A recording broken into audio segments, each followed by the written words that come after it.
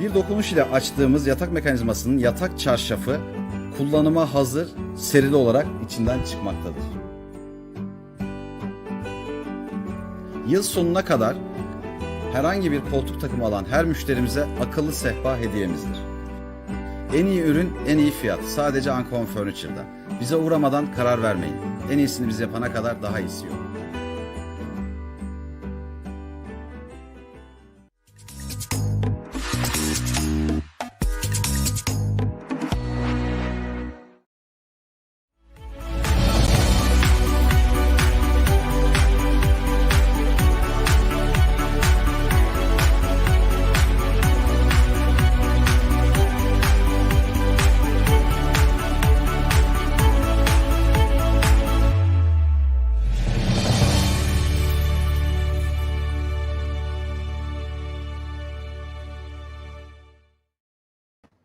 Welcome to the latest printed press. I'm Aysen Djemal, and today I'm really happy to have Peray Ahmet with us. She is the new leader of Haringey Council. And Peray, I just want to describe a little bit about her.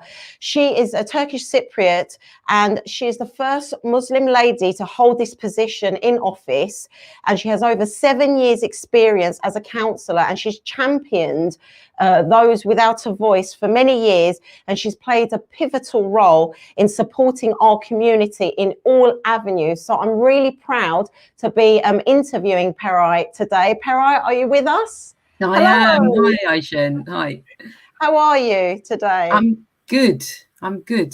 Lots of meetings, but I'm still going. Yes. I know you've had a very, very busy day. So thank you very much for agreeing to come on my program. And like I said to our viewers just now when I was introducing you, we are very, very proud of you. I mean, you've been a councillor for over 7 years, and you've really dealt with a lot of issues and given people a voice. So thank you very much for coming on my program and, sharing with us your inspirational story. First of all, can you tell us a little bit about your background and how you came about into getting into politics?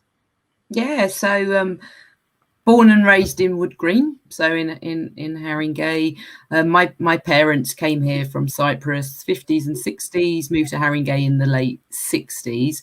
And I've worked within the public sector for over 20 years. That includes kind of frontline work. I've worked with children and young people. I've worked in various councils, so done direct work, but I've also been involved in setting up services, plus loads of voluntary work, again mainly with young people. I've acted as a mentor on various schemes. I got involved in politics sort of probably about 2010 2011 after Labour lost the election, and it kind of motivated me to get involved in Haringey, which, as I said, is the place where I was born and raised. So I got involved in politics, and I was elected to be a councillor in 2014 in Knoll Park, which, for those of you who ain't aware of the kind of specific formal names, it's Central Wood Green. It's where you've got the mall and the Knoll Park estate, etc. So I've represented there since 2014, held various roles on the council, from chair of planning to chair of what we call the Overview and Scrutiny Committee. I've been in the cabinet on a couple of occasions, and now I'm leader of the council. Yeah, which is great news. I mean, I know the area very well because I've been a teacher around that area for 15 years as well. So when you say all these different places, it warms my heart. And obviously, to be the leader of a council of which you grew up in that area, it must be a really nice feeling for you, actually, to go full circle and to be in a position where obviously you can make a huge difference now to the community around there. Can you tell us what valuable, in your opinion, what valuable issues are there that are affecting our community currently, and what do you think needs to be done about it? Yeah, so I think that really is an interesting one, because it's multifaceted, isn't it? So there's issues that may affect the young, there's issues that may affect women, and there's issues that may affect our older population. So certainly I know in the context of Haringey, where perhaps the community may have been larger some years back, but many have moved out to areas like Enfield, Barnet, even parts of Hertfordshire. But certainly with the elderly, we know, and it's the usual issues around that, around kind of loneliness, being at home, making sure, dealing with issues like dementia. And I know obviously we have the fantastic TCCA, which is based in Green Lanes, doesn't just operate in Haringey, but certainly did an absolutely fantastic job during the pandemic. So that's some of the issues. And with young people, I think, to be honest, I think that's a really interesting one, because in terms of as a community, we're on sort of second, third, fourth generation, so the issues are somewhat diluted, and I think it's probably different depending on who you are, what family background you're from, etc. So I think that there are a whole host of issues that affect everybody, every young person, every community, but probably some specific to us as well. And obviously there's the ongoing issue and passion that we feel for back home and Cyprus, and the issues that our families still face there. Yeah, definitely. So is there anything in particular that you feel that you sort of focus on as a leader of Haringey Council? Like, obviously you've touched upon lots of different things there, and you're right about the different groups of people. But if we just quickly, specifically, before we move on to our next question, about young people in Haringey, and obviously, there's a lot of issues revolving around that. Is there anything specifically that you feel passionate about that you'd like to pursue when it comes to the young people, specifically in Haringey? Yeah. So one of the things, when we say young people, one of the areas I certainly want to focus on is under fives and early years, and we have children's centres in the borough, and would like to work to develop a strategy, a comprehensive strategy, and improve the offer we have there for under fives. But on a more unfortunate note, literally, so I was elected leader formally on the 27th, and less than 24 hours later, there was a double shooting in the borough, and one was a fatality. A young man was shot dead in the Turnpike Lane area. Now that, it's been an issue for many years, not just Haringey. Enfield has huge issues as well in this regard, and I think we are doing a lot of work, and I know the Mayor of London is doing a lot of work, but certainly one of my priorities and areas of focus has to be, serious youth violence and gangs, and some of these really kind of life and death issues that are impacting on young people within Haringey. Yes, and thank you for that. And I think it's wonderful that somebody like yourself from our community is, in a position where you can make a difference, and we're so proud of you, honestly, and it's so inspiring. It's wonderful, really, that you're able to do this. I know you've been very active in gender equality, and obviously recently we've had a programme about it. What do you think the current situation is in our community, and what do you think should be addressed with these issues? Yeah, so I think, we had a quick chat about this earlier, didn't we? Yeah.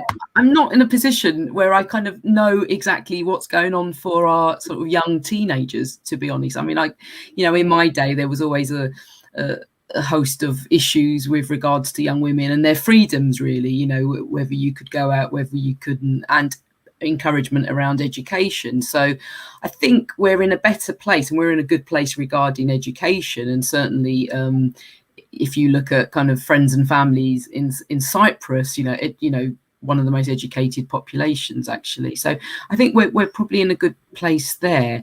But I do feel that the kind of usual gender stereotypes and the pressures on women still exist. And, one of the things I'm quite passionate about talking about is, being a working mum, really. I'm a new mum, and I think those pressures exist for women, particularly during the lockdown, where a lot of the pressure did end up being placed on women during that period, where a lot of them were required to work as well as homeschool, etc. So I think those issues are still there, and and at the other end, where we've got kind of that, we have seen a rise in domestic violence.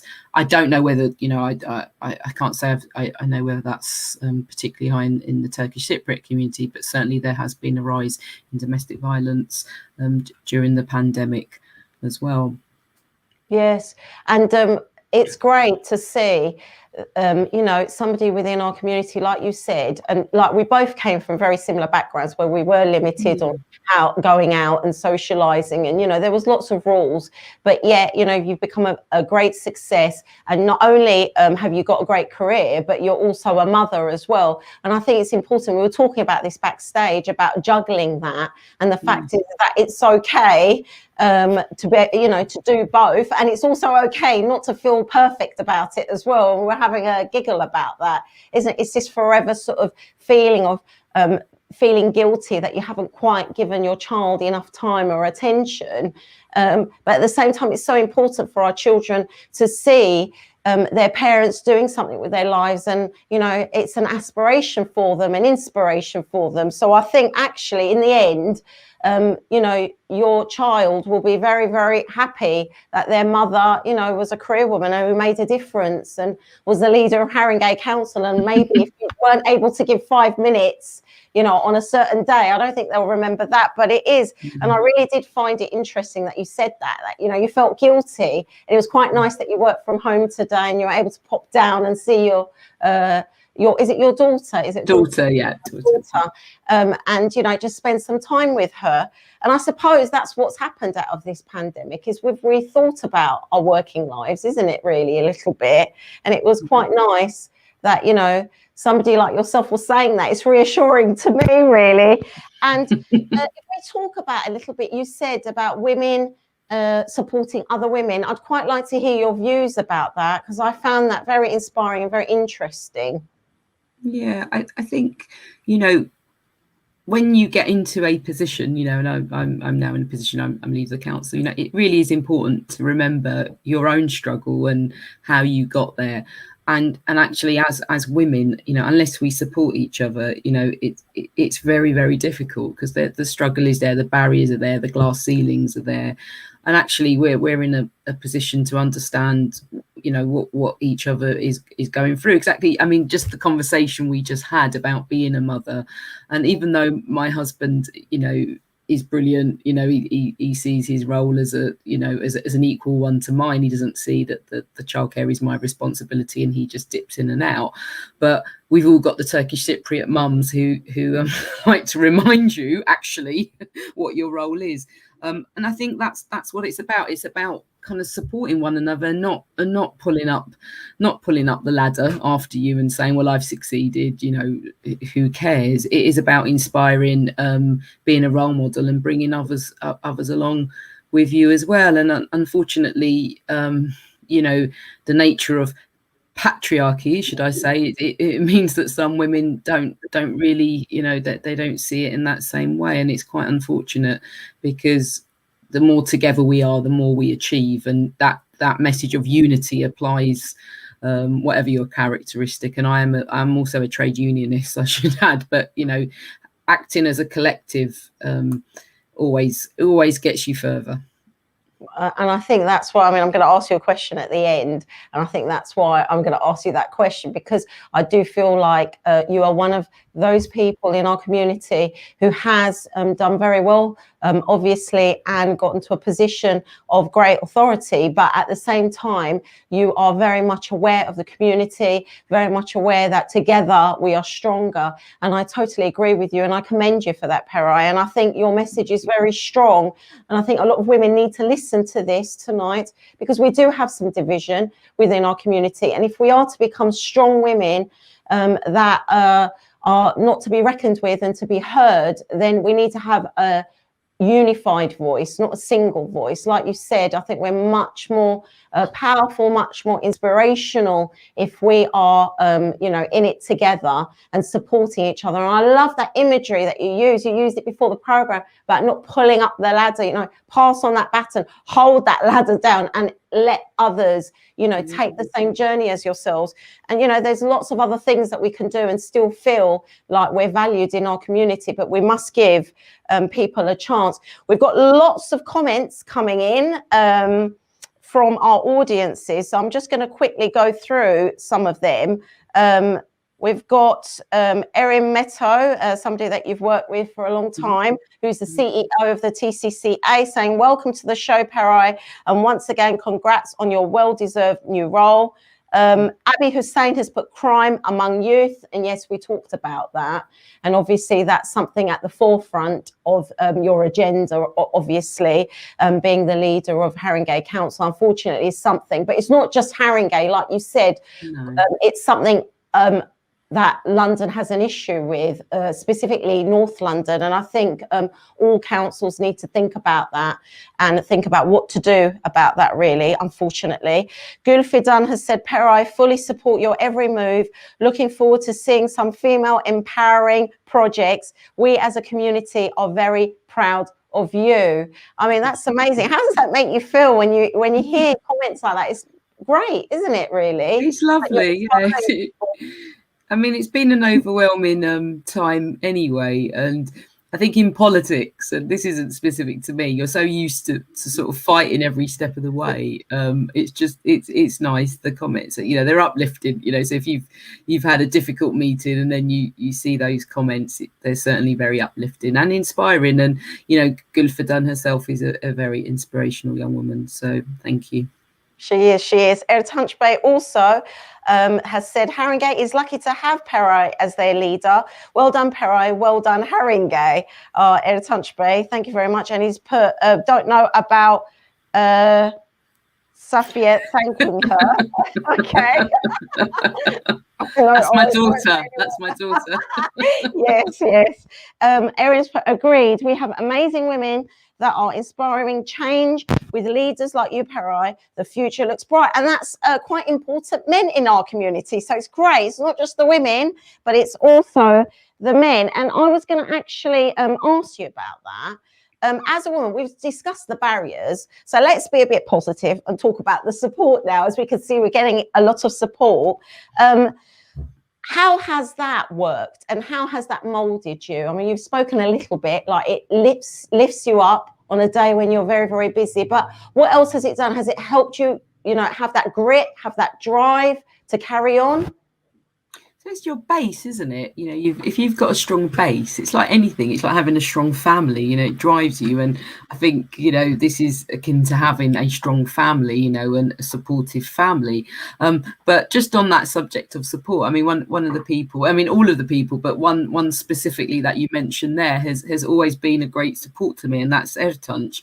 I mean, I've known him for years, and for many years, you know, whenever there was something going on, a project or something, I'd always get a phone call. And I you know, I'm not sure I always lived up to the expectations, but certainly he's always been hugely supportive, not just to me, but other people and women like me who are involved in politics. So thank you, Ertanç. It's probably your fault I am where I am now. So I've got you to thank.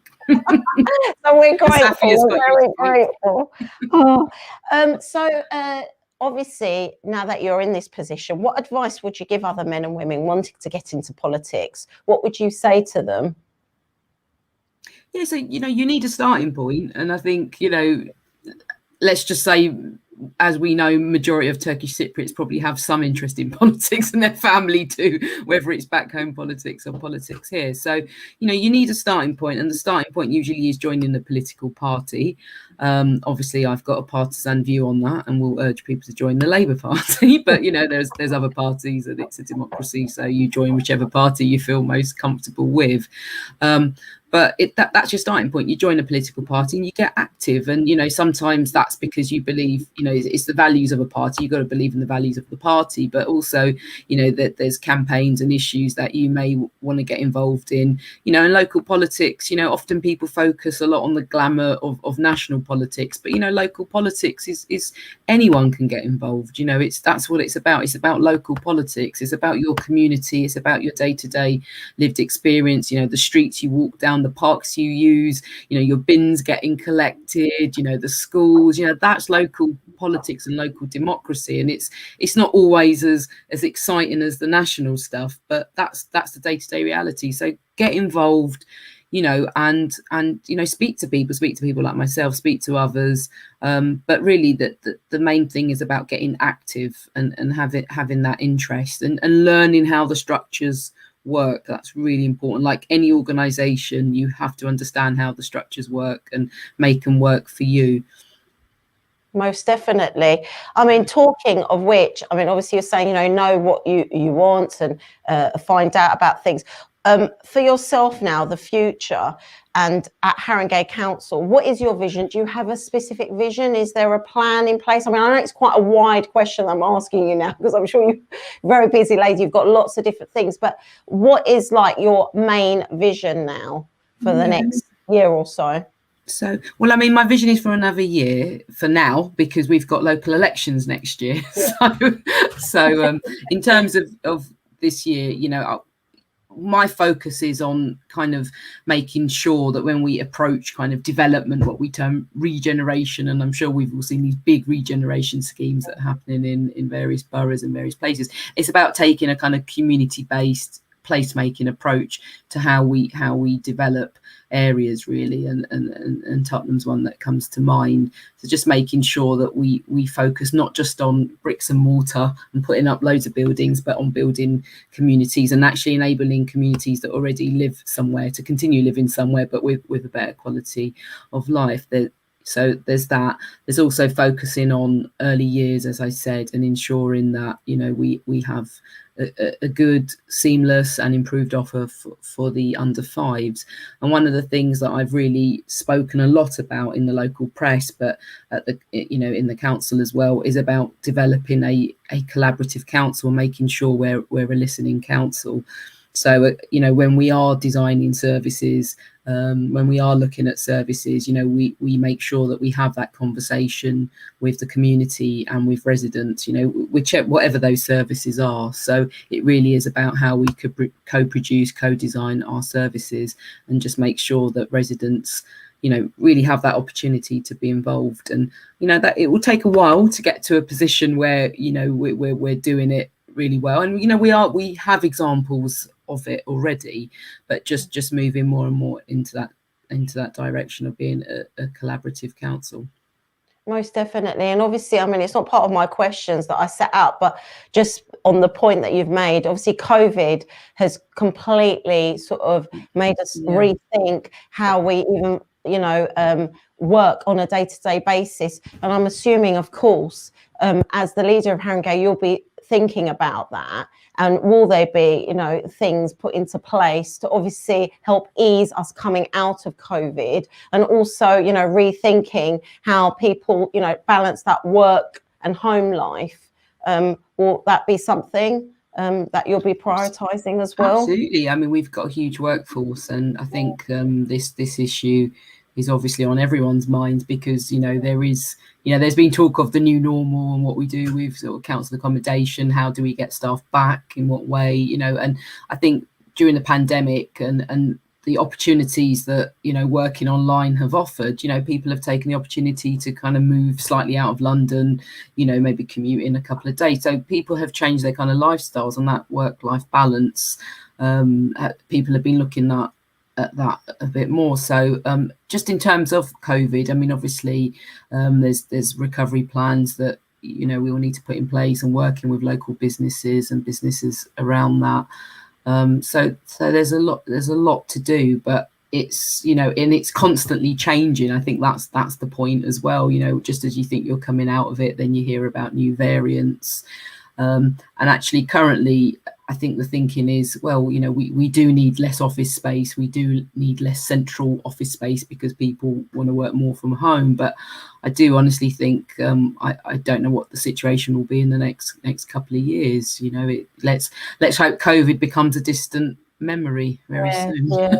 Let's hope. And obviously you touch upon it, local businesses and supporting local businesses, especially specifically for yourself in Haringey. Obviously, I'm sure that will be a priority, because I suppose they're the most that have suffered in all of this, obviously, and that's quite a strain on families and communities.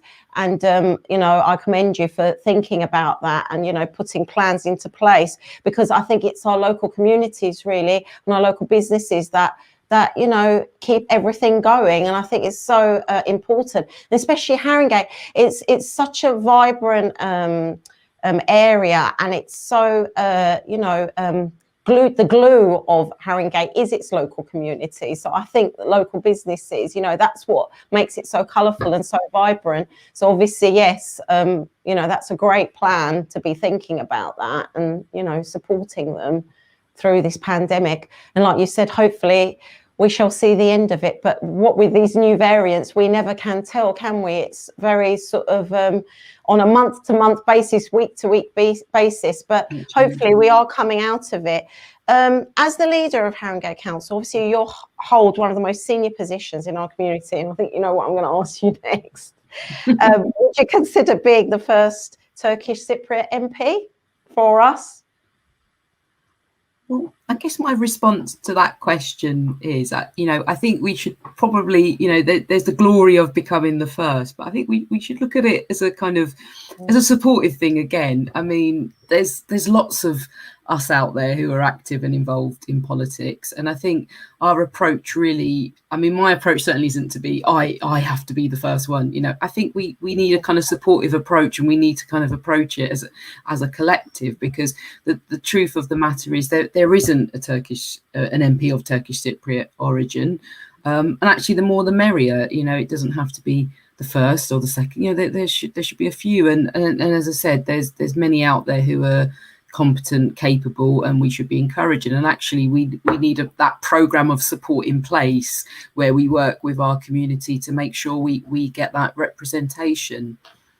For sure, I think, and obviously even your answer makes me want you to pursue that, because you know, like I said, you have this great vision of, you know, pulling the community together. So we need people like yourself, and of course other individuals also, but obviously as Turkish Cypriots we need a voice. And you were all telling me, not only as a Turkish Cypriot but as a woman, I mean, you were telling me the statistic across the country, and I don't know if you can repeat that for us, of how a smaller statistic it is of women representation in the UK. You were saying that to me before the programme. I don't know if you can repeat that. Yeah, that's all women leaders, but I must confess, and I probably could have just Googled it, but there's a really low number of women that are council leaders. Now, of course, we have 2 women of Turkish Cypriot origin that are council leaders, and my neighbour in Enfield, Ness, is also a council leader. So we've done quite well, and North London generally has a number of women leaders as well. In Camden, Waltham Forest. There's another, isn't there? Yeah, I forget. But so that we've got a number of women leaders, but it's a really low statistic, and I'm afraid I don't have it to hand, but it's something, I don't know, 10-20%, whatever. So we need more coming through. But even more than that, in order to become a council leader, you need to be a councillor first. So I think there's lots of ways to get active in politics. It's not just becoming an MP, it's becoming a councillor. It's, you know, there's lots of things you can do on the council. It's not just being a council leader. You can, you know, there's planning committees, there's all sorts that, you know, all sorts of ways you can get involved, which are interesting, you know, and you can lead on lots of areas, whether that's health, whether that's, you know, environment. You know, there's lots of ways to get involved. Which is great. Yes, definitely. So we need more women, and we need more Turkish Cypriots. Obviously, not forgetting the men. We need more Turkish Cypriots before getting involved. We must forget them. On which note, we've got some men making some comments. Abby Hussein has put hard work and dedication. Wish this lady all the success, even though we are in opposite political fields. Okay, well, that's good. So you want people from other political, but it's not about, I mean, at the end of the day, everybody slots into a place, everybody joins a certain party, but at the end of the day, we're a community, and, you know, we can help each other no matter what our political background. And also, Ertanç Bey has put, I'm blushing badly here. You did it yourself, Peray. Which is great. I mean, we're sort of coming to the end of our program now, and it's been absolutely amazing. And Peray, we need you back on to give us an update of what you've been doing and how it's been, how it's all progressing. Whenever you can, I know you're going to have a very, very busy schedule. You have a very busy schedule, but what I like about you is you're so open to come and help out. And I know you've come to my school where I teach many years and inspired our young people about careers and about, you know, fulfilling their dreams. What lasting comments would you like to say to our audiences tonight? Yeah, so I think, and I always think in practical terms, so it's absolutely about dreaming and achieving and sort of not letting anything stop you. But there's also something about what we can practically do, you know, in terms of, you know, I guess what I can offer, you know, what can we do practically to make sure that more people are coming through, whether it's local democracy, you know, national politics, whatever. So just offering a programme of support. I think that's my challenge to myself and to all of us, really, that we look at doing something practical in order to offer that support. Yeah, I think that's a great idea, and I look forward to being involved in that project with you. It's been absolutely wonderful, Peray. Thank you very much for coming on my programme. And I hope you have a lovely evening. Thank you very much to all our viewers, to all the comments that we've had tonight. Thank you very much. That's it from us, from Euro Genç TV. Good night.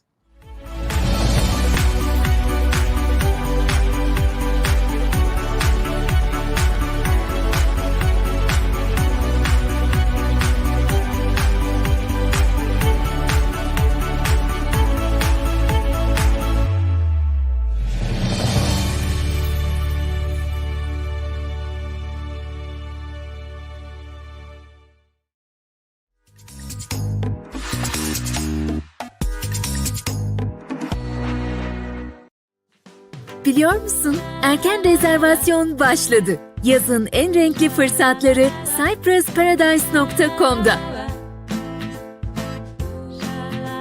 %40, %50 hatta %60'a varan kaçırılmaz indirimler.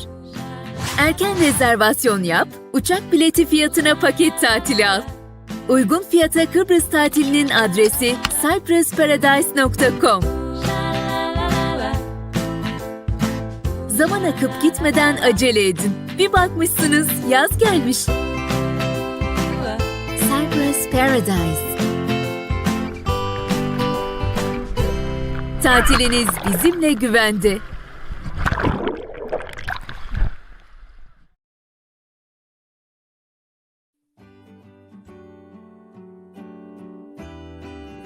Kalitenin, güvenin, hızlı teslimatın adresi Ancon Furniture.